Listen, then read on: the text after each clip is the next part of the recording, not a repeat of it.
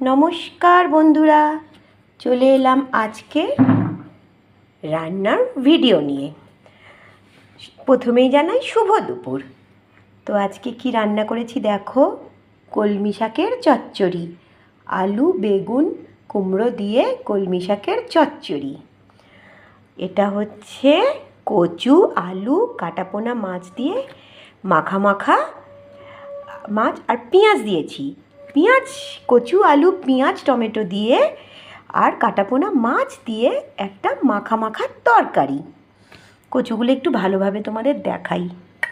এই দেখো, এগুলো হচ্ছে কচু, আর হচ্ছে কুমড়ো, কচু আর ঢ্যাঁড়স দিয়ে একটা টক।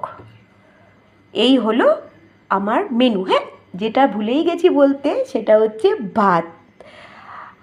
ভাত ছাড়া তো দুপুরের মেনু সম্ভবই নয়, সেটাই বলতে ভুলে গেছি। তাহলে আজকের মেনুটা আর একবার তোমাদের জানিয়ে দিই কী কী রান্না করলাম।